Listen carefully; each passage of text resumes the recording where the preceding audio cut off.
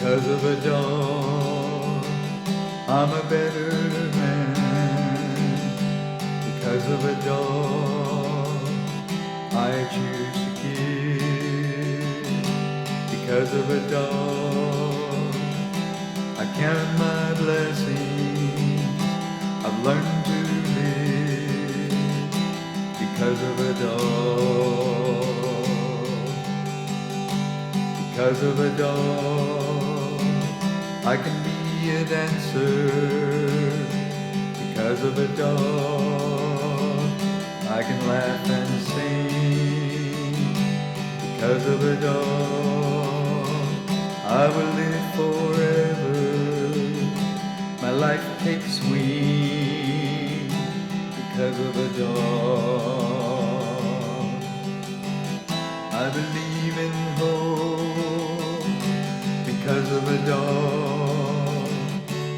Faith and love because of a dog.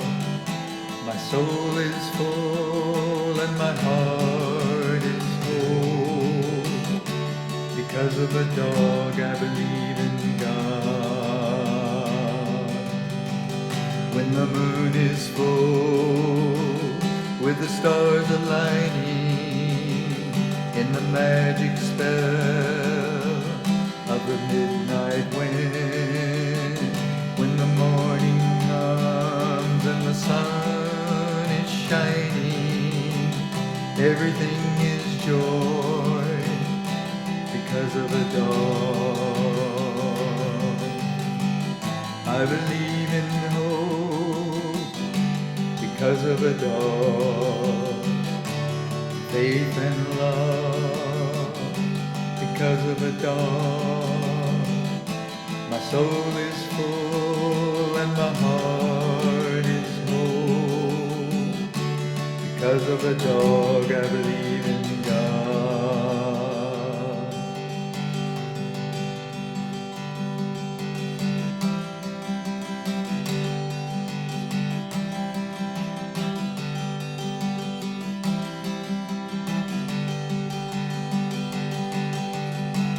I believe in hope because of a dog. Faith and love because of a dog. My soul is full and my heart is whole. Because of a dog, I believe in God. Because of a dog, I'm a better man. Because of a dog, I choose to give. Because of a dog, I count my blessings. I've learned to live because of a dog. I believe in God because of a dog. I believe in God because of a dog. I believe in God because of a dog. Os Guinness, the great Irish-American philosopher and theologian, who's written many books in his 50-plus years as an academic, brings a unique perspective to culture, history, and philosophical issues such as morality and ethics, coming from primarily a Judeo-Christian perspective, but is knowledgeable in a wide range of philosophical perspectives as well as theological perspectives and political perspectives from around the world. He grew up as a boy in China during the time of the Communist China takeover under Chairman Mao, and his family escaped barely with their lives, as did his grandfather and grandmother. It's a harrowing and exciting story. An interesting movie could come out of that if anyone ever decides to make it. But sadly, his two brothers died during that time, and he was left as an only child with his parents. He has contributed greatly to my own thinking processes, as well as to thousands of other people who have read his works and listened to him speak about the issues we are currently facing today in the world and in the United States of America. But I would like to call attention to one of his concepts from his series on liberty. He's written about 7 books now on liberty from the classical era down to our postmodern era. And one of the concepts he talks about I'd like to share with you and talk a little bit about how it can provide a framework for understanding moral and ethical issues, and in particular those that we're going to be talking about during this session, which involve ourselves as human beings in relationship to the world around us, both other human beings, but also to other aspects of natural creation, animals, creatures other than humans, and other kinds of living things, but also to non-living things as well that are part of the natural order in which we find ourselves living, and which are also very necessary to us to sustain and to appreciate our lives here on earth. So let me begin by telling you about this concept. It's a concept known as the Golden Triangle of Liberty. And although Os Guinness didn't invent it, I think he does a really good job of opening it up and explaining how it works. So if you can imagine a triangle, think about the top angle at the top of the triangle, and think about that as freedom. And then as you move right, the right leg of the triangle goes down to another point, which we will call virtue. And as you come across to the left, you find the third point of the triangle, which is faith. And then this goes back up to connect with the top of the triangle itself. Now, the reason I moved in that direction, which is clockwise, is because that's how the triangle works. Freedom is, of course, of high value and is of premium value concerning human beings and how we live. The greater our freedom, the better our lives become, so long as we don't abuse that freedom and exploit it, and therefore become self-destructive and destructive to others and to the world around us. So, how do we prevent freedom from becoming destructive or turning into license, where we do anything we want, which tends to degenerate into destruction in the form of chaos and anarchy? Well, Os Guinness says the key to that is virtue, but he correctly argues that virtue cannot be mandated externally.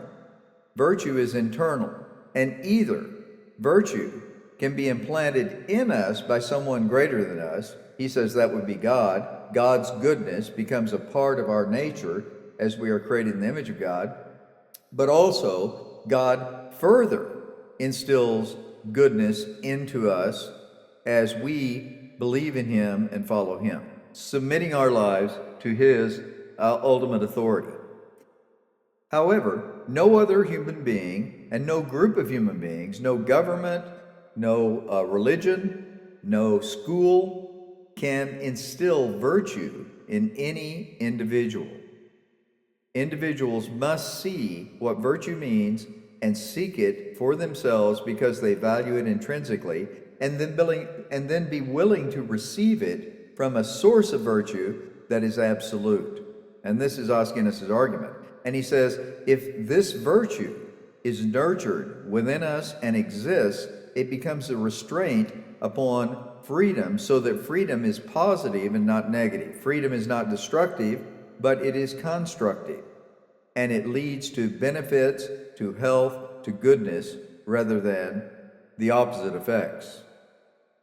Then, when we look at faith, Os Guinness argues that faith is required to protect and to give meaning to virtue. In other words, virtue exists in a vacuum unless there's something greater than ourselves by which we may judge virtue and by which we may understand what virtue really means in a transcendent, universal, absolute sense. Goodness is only goodness if it's transcendent and absolute.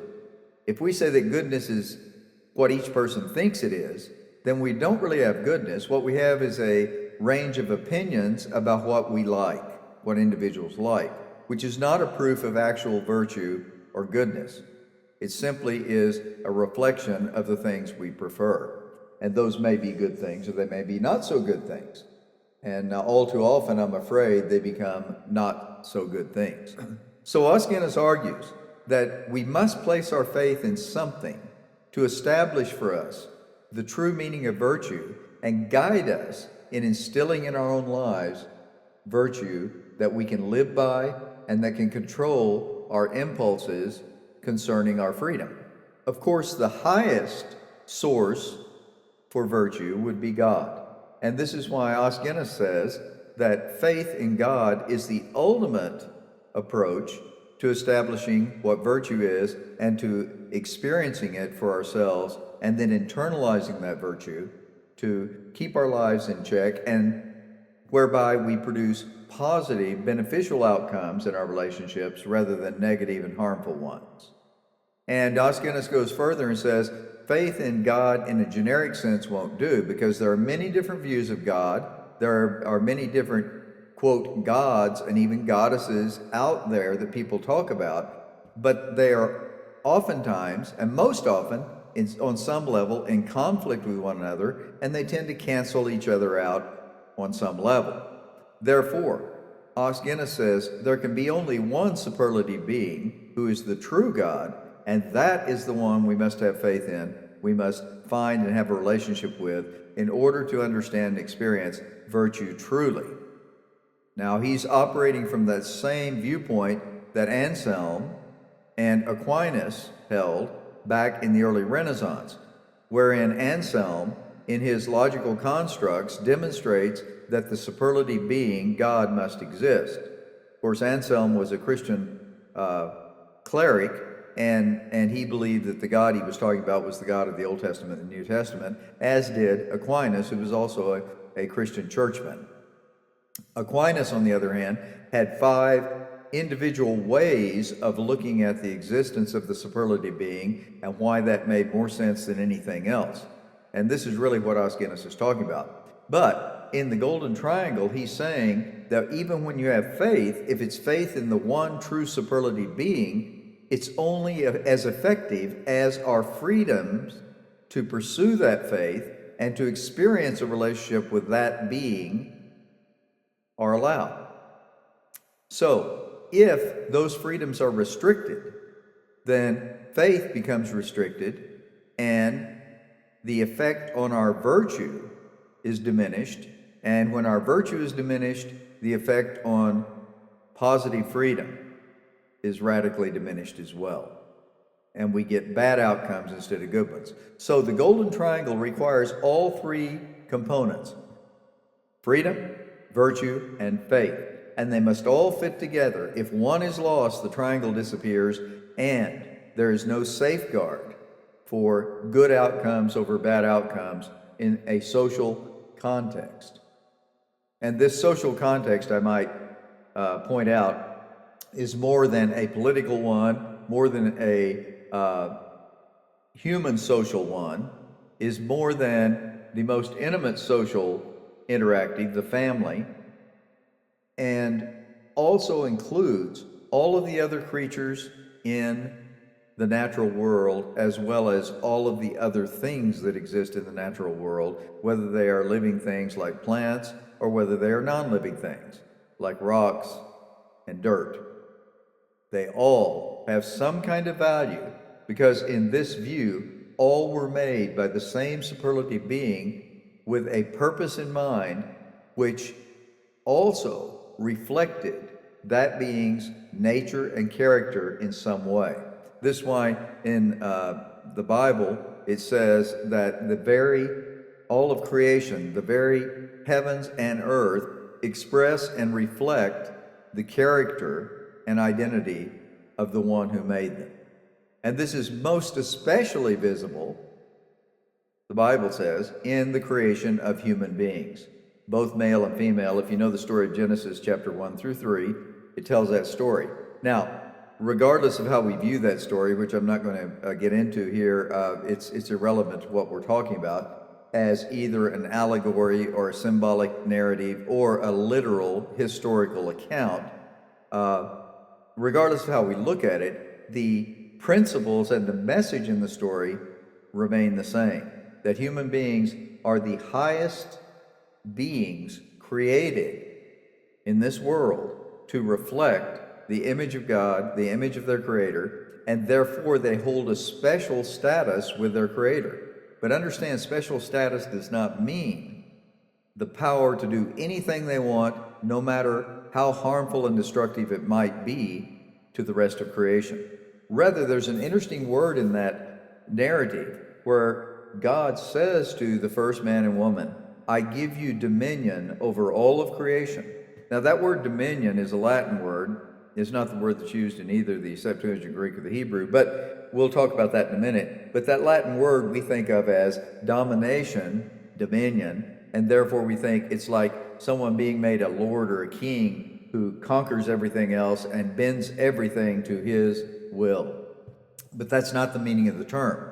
The word actually means, I give you authority to take care of what I've created, and your charge is to tend it, care for it, just as I would do myself. Now, in the narrative, it says that God created everything He created, and it was all good and excellent, and was intended to remain good and excellent. Now, of course, in that narrative, we know things got corrupted, but the charge to humans was to, insofar as our abilities allow us, to operate in relationship to the created order in the same way that the one who made it operates, even in its corrupted, fallen state after the fall from grace and the entrance of sin and its effects into creation.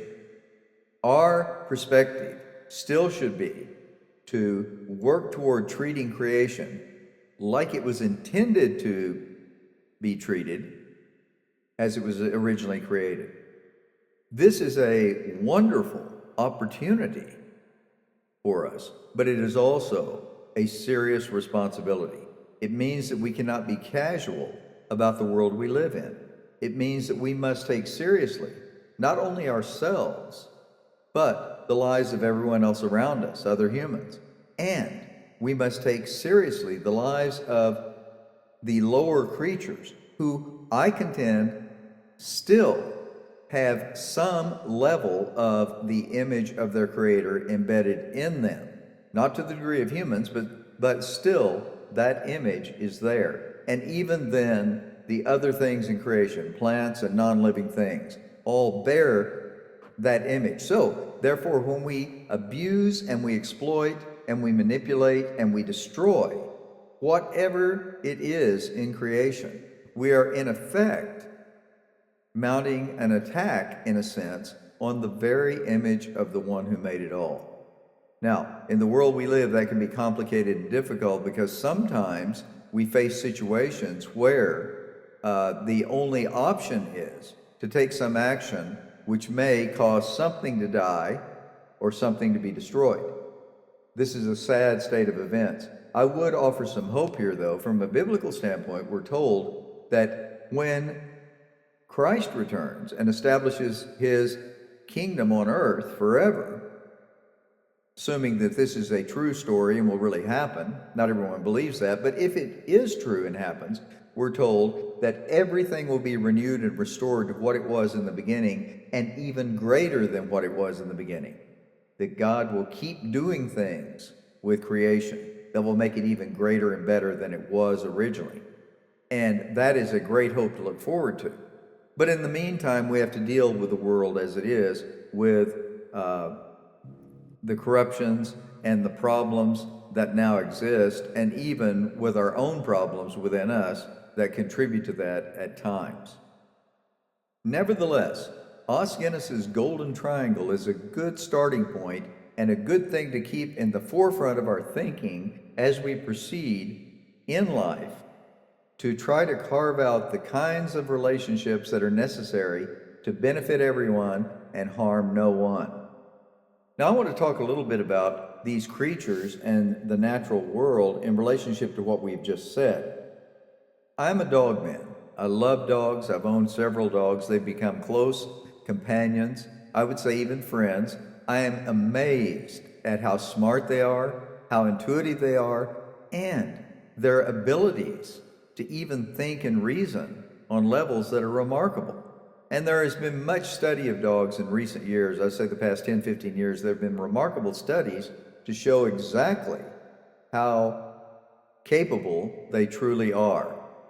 And of course, we all know stories about what we call the love of a dog for its master or its partner, the loyalty, the companionship, the even self-sacrifice of that animal for the benefit of their person.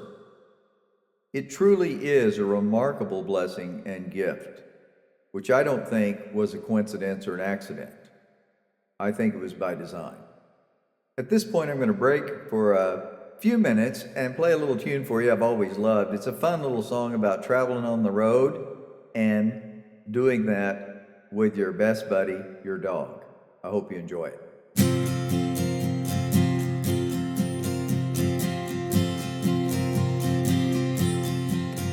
I remember to this day the bright red Georgia clay and how it stuck to the tires after the summer rain.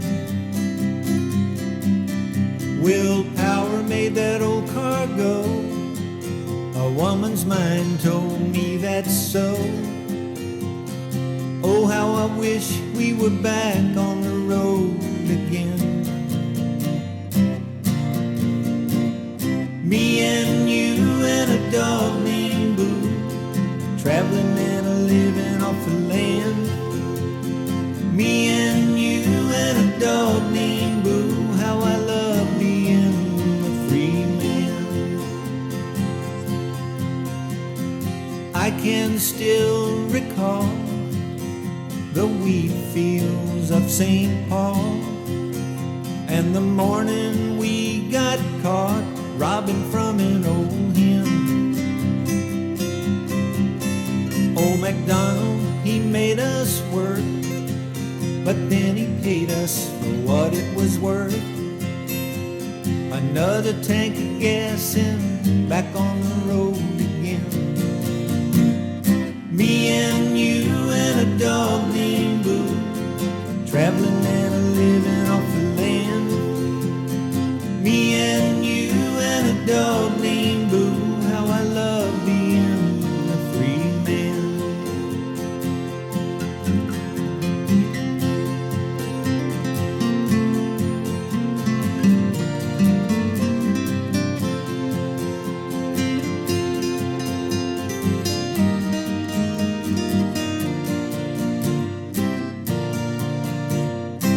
Me and you and a dog named Boo, how I love being a free man. I'll never forget the day we motored stately into big LA. The lights of the city put settling down in my brain. Though it's only been a month or so, that old car's bugging us to go. We gotta get away and get back on the road again. Me and you and a dog named Boo, traveling and a living off the land. Me and you and a dog named Boo, how I love being a free man. Me and you and a dog named Boo, just a traveling and a living off the land. Me and you and a dog named Boo, how I love being a free man. Me and You and a Dog Named Boo by Lobo. What a great song. Now, I would like to point out a few things that might be worthy to think about. It won't solve all of the problems, of course, and it won't answer all the questions, but there are things that we can think about that might help guide us a little bit as we make our way through lives with all of the other living things around us. One thing to consider is this: we as human beings have capabilities that other creatures do not. And of course, you could say, well, they have some capabilities we don't. and that's true. For example, a dog's sense of smell is about 70,000 times stronger than ours. That's a capability we don't have. But we also have the capability of communicating through writing, which a dog does not do for obvious reasons. Although the dog may be able to understand words, in fact, studies show that dogs can master a remarkable number of words and language, and even master those as abstractions, not just as recognition. As many as 4 to 5 to 600 words, which puts them on the same level as a small child. But the kind of capability superiority I'm referring to is the ability to care for ourselves in ways that other creatures are not able to do, to protect ourselves, to build for ourselves things that can lead to more fulfilling and pleasant lives, but also lives that are not only more convenient, but are far more pleasant. This capability places a responsibility upon us as humans to provide the same kinds of things for lower creatures who don't have that capability. For example, I have 3 dogs. Those 3 dogs rely on me for much of their well-being in their lives. Their grooming, their food and water, even their exercise. They rely on me for those things. And they rely on me for companionship, a soulishness they have that longs for communication and relationship. And I provide that for them to the best of my abilities. And what I receive back is a tremendous blessing. In fact, I would encourage anyone who is struggling in life a little bit with, is there anything good in life, or what's the point of keeping going? Is there any hope and optimism? To consider, if you can't get a dog and form a relationship with it, consider spending some time with a dog on a more intimate level to really have an interaction and see what that does for your heart. I think it will really bless you in some ways. And there are programs where you can do that even if you can't own a dog yourself. You can sort of adopt a pet or a dog for an hour or so for that kind of interaction. I think you'll find it very rewarding, and of course the dog will love it. Problem you will have is letting go. You may want to keep that going, and you may want to keep that dog. That oftentimes is what happens. So as a general principle, we as human beings need to think of ourselves in the same way that biblically we're told God thinks of us. That he thinks of us as a caregiver, a guide, a protector that has nothing but our best interest and goodwill toward us. Now, sometimes, of course, that involves a kind of discipline. And, of course, sometimes that involves an intervention that is pretty drastic and radical if that intervention is the result of such great evil that something has to happen to prevent even greater evil from occurring. And we understand this as humans. For example, if someone breaks into my home to harm my dog or my family, if I can do something to prevent that harm, I will try to do it. Now, I have no malice or ill will toward any human being, and I would much prefer that a person like that would be willing to stop, talk, listen, and I would even invite them to experience the love of God and to have their lives changed by that great love. But if that's impossible, and it comes to trying to keep those innocent lives that are in my charge from being harmed, then I will try to do whatever I can to prevent that. Again, no malice, no ill will. But if something has to happen to that person to stop them, and I would be very sad if it did, I think I would probably be willing to do it to protect the innocent lives. Certainly my little grandson, 3 years old, I'm certain I would be willing to do whatever I needed to try to protect him from harm. Again, I would not leave that with any kind of glee or joy that I got to do something to another person. That's a horrible thing to have to do. And I want to really emphasize that as part of this, because it's a big part of what we're talking about concerning this idea of the image of the superlative being that we all share. It is a heavy burden to have to do something that strikes against that image, even if it becomes absolutely not necessary. And we should all have some understanding for people who find themselves in that situation. Soldiers, for example, who are in a war zone, who have no other choice but to defend themselves and defend the innocent. And we should understand that, I think. Not to celebrate it as a wonderful thing to have to kill other people, but understand how serious that issue is and what it may take to preserve the lives of innocent beings. On a less extreme level, we are called to care for those lower creatures and lower life forms and even non-living nature itself. We're called to try to make sure that we don't do things that make life more dangerous and difficult for ourselves and others. And this involves everything from how we treat other creatures, the animals, to how we treat nature itself. If we do things to the world that create conditions which make life more dangerous and more difficult to sustain over time, we are harming ourselves, our future generations, and we're harming the very creation that I believe God made in His image. Now, does that mean that we can't ever eat anything that had life in it?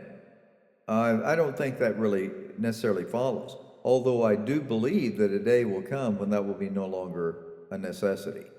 But I would say that if we decide to eat beef, we should take into consideration what it cost that cow to provide us with nourishment. In fact, this is the whole basis for what occurred in the Old Testament with the sacrificial system that was instituted. It was not done so we could just slaughter animals. It was done as a reminder all the way back to the Garden of Eden when God sacrificed the first animals to make clothing for the first humans who had fallen in sin, to cover them, to protect them. But the clothing that came from those animals that died was a constant reminder of the cost to those animals to protect those humans. And those humans, every time they put on that skin from that animal to cover themselves, were reminded of what it cost. And that was a foreshadowing of what it would cost God Himself to redeem the entire creation from those destructive elements. So, unlike what we find with Jainism in India, one of the four main Indian religions, the view here is not that it is an evil to ever partake of any living thing for your nourishment. Because in Jainism, it's so severe and extreme that they attempt to subsist on the smallest amount of food possible. Some even saying they will only eat 1 grain of rice a day, because eating a grain of rice destroys a living thing, because that was once a plant that was alive. And that kind of extremism is not what we're talking about here. What we're talking about is a dignity and respect that we bring to what happens, so that there's no cavalier or casual approach. And there's certainly not an approach that mocks or ridicules or demeans those creatures. They deserve dignity and respect, even if they become providers for our clothing and for our nourishment. I know that's a controversial question, and there's a lot of room for debate about it. Some people say, no, we should never do anything like that, never wear anything of leather, or never eat any kind of meat. And I respect people who have that view. I'm just providing an alternative kind of perspective about that, and you can decide for yourself. But regardless of which approach you take, it doesn't diminish the value of the creatures themselves, which I think is really the most important thing of all. I would also point out here that this world is the only one we have. Now that's painfully obvious, and maybe is a statement that doesn't need to be said, but I think sometimes it does, because we have all of this excitement now about going to the moon and setting up places there that we can dwell, or going to Mars and regenerating that planet as a place more like this Earth where we can live. And of course, the idea is if something happens to this earth, then we have somewhere else to go. I get all that, but I think that's way out in the future somewhere anyway. But the bigger question I have is, can we not do anything here, since this is the only place we have, to try to take good care of it? I have a house. It's the only house I have. I don't anticipate becoming so rich that I can have 5 or 6 houses, different places in the world, and that's okay with me. But I think about this. If this is the only house I have, wouldn't it be a wise thing for me to try to take care of it so that it remains a livable place and a place where I can experience in that dwelling the joy and fulfillment of relationships with my family, my friends, even with my dog. And now we're back to my dog again. Well, these are things I hope we can all think about and we can come to some kind of an agreement about as people, that life is important. All life is important. And even non-life is important. But for me, it all goes back to my belief in the one who made it wonderfully for us to experience, purposefully, and embedded in it his own image. And, you know, sometimes when I'm walking my dog, talking to my dog, I get glimpses of what that must be like in my walk with my Creator. So I will close this little presentation, which I hope was meaningful to you, with a tune I wrote some time back, and it's all about walking my dog. Thank you, and bless you all.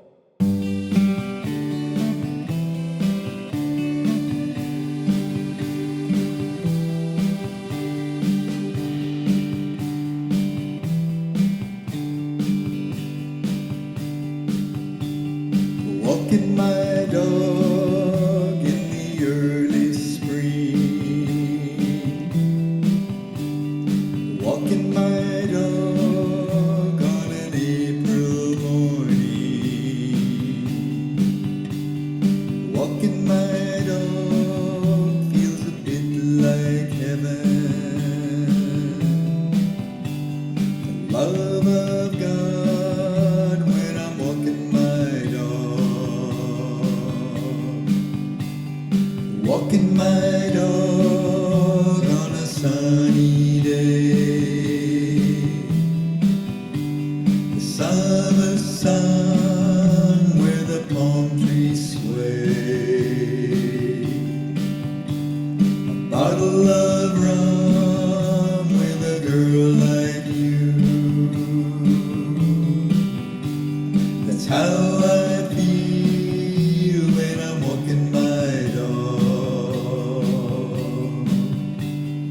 Easy as pie or ABC, nice as do re mi, simple as falling off a log. The joy I feel walking my dog. Walking my dog in the autumn breeze. Dancing leaves spin around my knees. Trick or treat, October 31. It's a magic time walking my dog. Easy as pie or ABC, nice as do re mi, simple as falling off a log. The joy I feel walking my dog.